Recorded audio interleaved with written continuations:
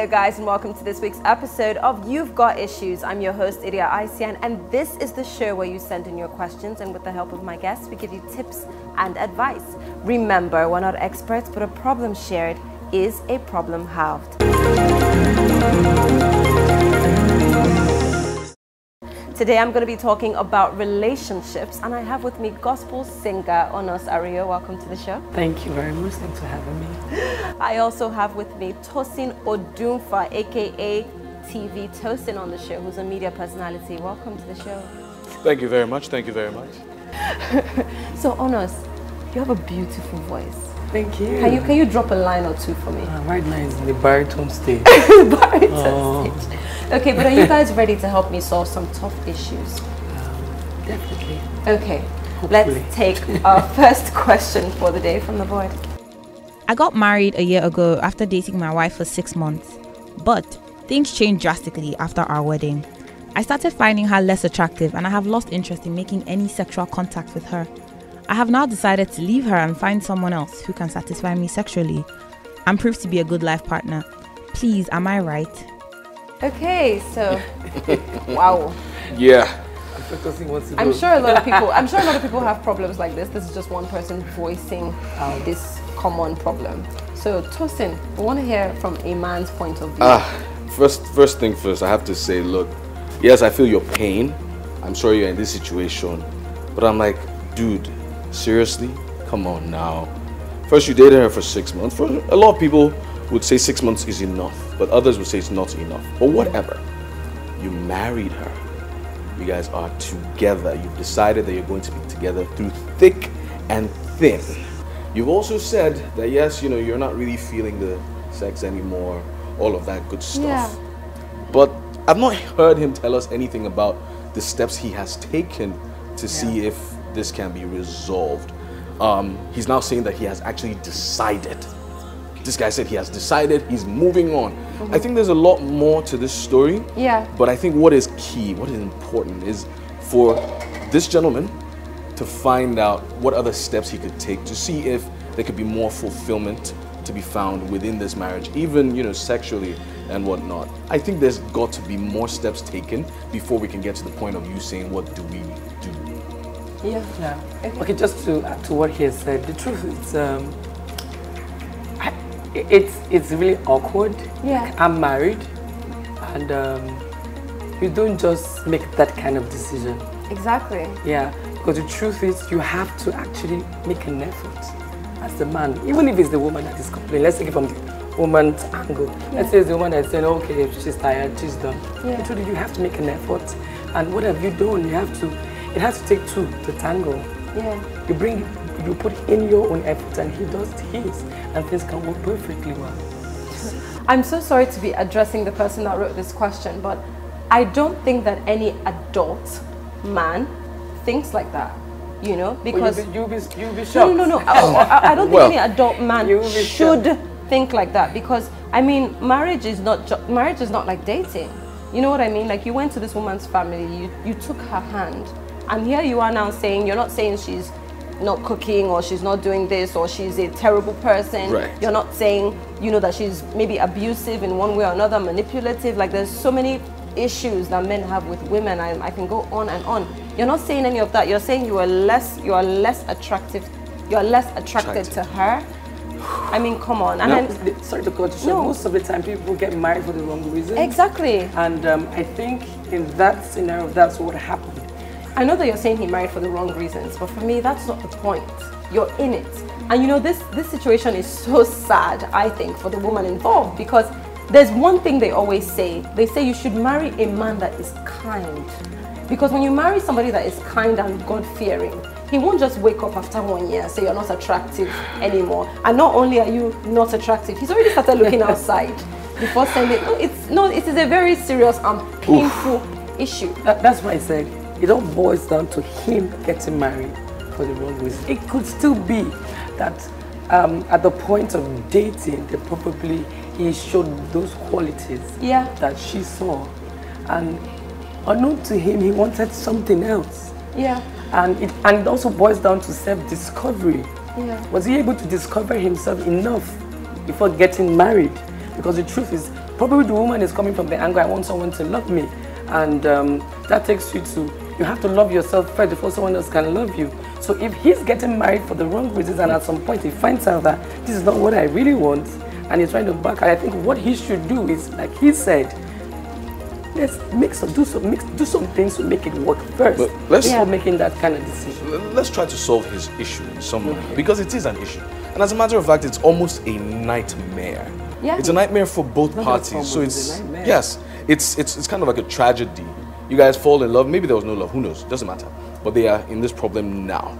He says he doesn't feel like, being in bed with her. He's not attracted anymore. Oh my God. Now, it's definitely an issue, but there are steps to go through before deciding that you're just going to kill it. Perhaps you've made some of those steps, but let's go into that. So on the one hand, why doesn't he want to be with her anymore? And we're talking about 1 year, just 1 year. If he said 10 years down the line, it'd be a lot more complicated, because we know these things do happen in marriages. I'm not married or anything, but I know that being with someone that you liked at a point, were attracted to at a point, it changes. It does change, but what year after, what made it change? So what, did she stop taking care of herself? Did she become maybe a bit bigger, or maybe she became a lot bigger? Did she stop taking care of herself? No, it's possible, but I think we don't have those details. Did she stop smelling as nice, not smelling of roses anymore? Did she have your baby yet? What is the situation? I think it's important to have a lot more details, but whatever it is, it's important for this guy to realize that there are things that can be done, and that there are experts that can help you to re-spark the relationship, put some more fire. Thank you so much, Tosin. And I just honestly think that the first step is communication. So tell your wife that there is this problem, right? Try to figure out the roots of why you're feeling this way about her in such a short amount of time, because 1 year is really, really, really short. I mean, come on. And then the third thing I would recommend is definitely counseling, marriage counseling. But if you're talking it through and you have your mind made up and you want to go outside to be with somebody else that fulfills your needs, I think that would be the best thing that has happened to your wife, because I do not think that you deserve a woman like her. Let's take our next question for today. Let's hear it from the board. I am 27 and I have been single for a while now. The pressure to be with someone is getting to me. There's a man in my department that I really like, but my question is, are office relationships worth it?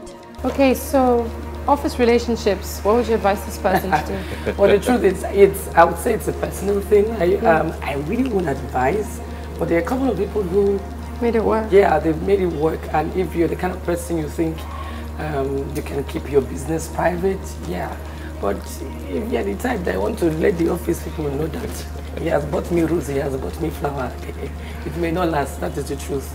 But if you can handle it, if you're 27, not every 27, or not every 27-year-old girl or boy is really mature. So like I said, if you think it can work, maybe, but for me, I would advise. Okay, Tosin. First thing I'm going to say is this. You like the guy, you think he fits, he kind of ticks some of the boxes, and he just happens to be in your office. So what? Go for it. But then again, we can also ask, what is the size of your office? Is it a big business? Are there plenty of people there? Or is just maybe like 4 of you in a small office? That might complicate things a bit. But Onos did mention thinking about the type of person this person is. Will the person be able to keep it under wraps? Because potentially it wouldn't work, but it could work. So long and short of the story is this. She's 27, she's probably being pushed by that before 30 bug, which whether or not it's good is another story, but she feels she's getting up there in age. I think it's important that, she doesn't allow things like societal pressure to get in. And also, in fact, societal pressure is what has her saying, is it okay to have an office romance? Office romances are as good as any. Hey? That's true. Okay, well, the first question that I have for the viewer is, has this guy made a move, or you find him attractive? Is he finding you attractive? Is he reaching out? Is he saying anything? Has he asked you for your number? Does he like you? Are you his type? And then also, it's not just about, okay, this guy, knowing where you work. You're like, okay, this guy makes the kind of money that I think my partner should be making, or this guy is tall and this and that. You need to actually make an effort to get to know him, right? And I would say start with friendship first, because that way you can get to know him and not risk having a relationship that will blow up in both of you's faces. So reach out, maybe get to know him and see the kind of person that he is. I would also say don't start picking out guys. I don't think that it's that serious when it comes to love. I don't think it's by force. You understand? I think that when society is the one that tells you, oh, it's time to get married or this and that, then you're more likely to make a mistake. So don't go and start dating someone in your office just because you're under pressure to get married. If you like him, if you guys become friends first and it clicks, then, you know, I think it works. Guys, we have to take a quick break now, but don't forget that you can leave your comments on questions online by hashtagging YGI on Facebook, Instagram, and Twitter. You can also email your questions to ygi@myspice.tv. We'll be back after the break with more on relationships, so don't go anywhere. Welcome back to You've Got Issues. I'm still here with Tosin Odunfa, media personality, and Onos Ariyo, gospel singer, and we're still talking about relationships. It's time to hear our third question for the day, so let's take it from the board. My girlfriend of 5 months broke up with me to figure herself out, but wants to get back together in the future. She says she needs some time to learn more about herself, and this may mean moving on from me. Do you have any experience with this sort of breakup? How do I handle this? Okay, so this young man has been Young love. You know, and she might just be using it as an excuse to actually break up with him officially, or she could actually really want to be with him but need some time. Do you guys believe her story, and what do you think you should do? What? Do you want to go first to say? One thing is clear, my brother. Right now, she's not feeling you. Okay. And it's okay. She felt you before. If she's really on point, you can at least say, yeah, that used to be my girlfriend. Just keep those bragging rights. But I'll tell you this, for the sake of your heart, go out there and meet more people. I know that you're going to still be hung up on her for a while, and that is okay. I know that you're still going to think about her, you're going to pine for her, you're going to want to call her phone several times. Hold yourself back. Call her once or twice, but don't do too much. Go out there and meet other people. You need that distraction for now. Yeah. There's a possibility that you guys will get back, but for now, take care of your heart. Meet other people. Okay. For me, I'll take it from this angle. The truth is, when things like that happen, I think it's okay to let it go. Because if it's meant to be, it will stay. Because if the love is real, when I met my husband, it didn't take me like 3 months to know if he was the one. If it's the person, you know. Yeah. We don't need 3 or 5 months to break up and come again. If it's not working, it's not working. And probably it's an excuse for her to move to the next, or like... Or she's already speaking to somebody that she's seeing. Yeah. So most of the time, because if you force it, it may not work, and all you're getting is you're hurting, and it's not. It can't be the same. Even if you guys come back together, it won't be the same. That's just the truth. Just let it go. Okay. So you've heard from our guests, but to answer your question on how to get over it, like how to move on from here, I learned something the very, very, very hard way recently. But the best way to get over a relationship is to sit down and think about the benefits that person brought to you. If you cannot list many benefits, you will certainly be okay. Every time she pops into your mind, do something else. You know, don't hold anything against her, no bad blood, whatever. You also need to sit down and think about the things that you did right or wrong. You know, the things that she did right or wrong, how she made you feel, and what exactly you want. Now, if what exactly you want was not necessarily something that, you know, was not necessarily criteria that this girl met, then at least, you know, you're comforted by the fact that she's not the one for you, or she's not Mrs. Right now. I mean, she's not Mrs. Right. She was Mrs. Right now, she's not Mrs. Right. But India, do you know the problem with that thing? Yeah. What if the answers are in the affirmative? that this girl upgraded this guy. No, but that's what I'm saying. If the person did not add any benefits to you, then at least it's easier to walk away. Yes. If they did, you take those things and you say, this is who I've become, and you know, you brush it off and you have more confidence in yourself. Yeah. There's nothing that stops someone that a girl helped get a better job or a girl instilled more confidence in. There's nothing that should stop that kind of person from having more self-value, right? If you don't have any self-value because somebody left you, then you have a problem. Yeah. You know what I mean? A girl or a guy or whoever should not determine how you feel about yourself. If somebody doesn't want to be with you, let them go. It's okay. It's not by force. Anything that you have to drag, it's gonna end eventually. So I wish you the best of luck, and I hope that you can take our advice and just try very, very hard to stop thinking about her. You will be okay. Don't go anywhere, and don't forget that you can leave your comments online by hashtagging YGI on Facebook, Instagram, and Twitter. Stay with us. Hello guys, and welcome back to You've Got Issues. I'm still here with Onos and Tosin, and we are talking about relationships. It's time to hear our last question for the day, so let's take it from the board. I'm a very religious person who believes in the gospel. However, I think my wife has taken it to another level. She believes whatever her pastor says or asks her to do, which I find ridiculous sometimes. My issue here is, why do people worship their religious heads rather than God himself? Religion.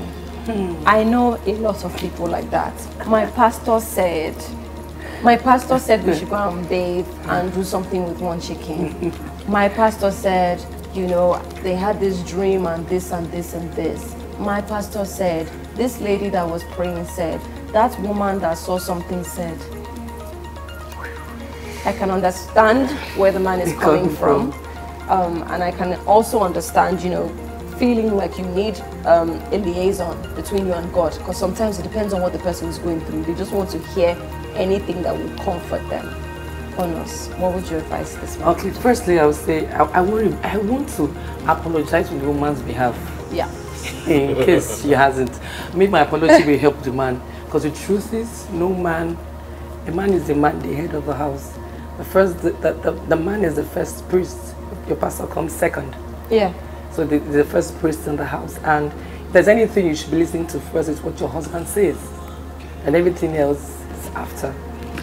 It's not a good place to be for the man, and if he can speak to her about it, first they have to talk about it, have a conversation, which I know the woman may not, depends on the state or where she is, because he needs to have a conversation with her about it, and to let her know, because sometimes because of our emotions as women, we're able to do some of these things, and we tend to want to place the pastor above the husband, forgetting that your first place, or if it's a woman who loves to serve God, your first service is your home and your family. That is your first service. If it's not right, then every other thing is wrong. It's your first priority. So he needs to find a way to have a conversation with her, because the truth is, maybe she's overdoing and she does not know. Sometimes they don't know, but just because it's the word of God, is what the pastor says, and she holds the pastor's words dearly. And probably she's quite close. I don't know if she's close to the pastor. If she is, he probably needs to have a conversation about it with his pastor as well. That would help, but they need to talk about it. If they don't talk about it, it cannot be resolved. Okay, Tosin. Yes, I think you have said some very sensible things, and as a matter of fact, on behalf of him, I accept that apology. On behalf, of that gentleman. You know, they say there are different kinds of cheating. You didn't have to say that. I was trying to stay away from that. This is hierarchical cheating. You know, there's emotional cheating, sexual cheating. This is hierarchical cheating. Now, I'm not of the school of thought that, you know, the man is above the woman. It's okay if some people agree with that. But at the very least, you are here. Man and wife. You're supposed to communicate. And Eden has said a lot about communication tonight. You're not going to be inputting some other guy, some other dude. Man of God. He happens to be, most of the time they are dudes. That's a third party already. And the reality is this, And I'm going to throw this also into the pastors' courts. And they need to realize that they are wielding a lot of power over the populace. Mind and a lot of the times, pastor doesn't even know. yes, you're right. Exactly. Yeah. You're right. It's the wife that is said. Everything she says, she's taking it. You're right. Hey. But what I think is important is for pastors now to also take it as part of their duty to give away, decentralize some of that power. It's like what's happening in Nigeria now. We say we want restructuring. We want to restructure Nigeria. Let's decentralize some of the power from the federal government. That's exactly how it is with pastors and the populace. You are holding too much power on the people and on some people's wives. It's like cheating. So I think it is something that pastors owe to the community as part of your church's CSR. Let me hit you for this part. Yes. What? Decentralizing by telling someone to go and the truth. take a chicken and cut it. Sometimes when the pastor speaks, the people listening, you hear what you want to hear. That is what it is. Take home what you want to take home. It's not the pastor's job. And that's why I'm saying it's not the pastor. I'm not sure it's the pastor that told her to the go and be woman and what she's going through. It's the woman what now. she's hearing from this third party is is comforting her emotionally. So the issue is with his wife. It's not with the pastor. I'm not asking the man to go and meet the pastor, which you recommended. It's okay. But what I'm saying is it takes two to tango. Like I said, I consider it cheating. Yeah. It takes two people to cheat. Pastors are cheating with people's wives, whether knowingly or unknowingly. Hierarchical cheating. It may not be your central duty. It may not be your central duty to decentralize this power, but at least as CSR, it's important to try to get people to think for themselves. Yes, using the Bible as a guide. Okay, so how do they get people to think for themselves? I need him to answer that. Fantastic. Okay, answer. Very recently, I think it took a while for the US president to say certain specific words against white supremacy.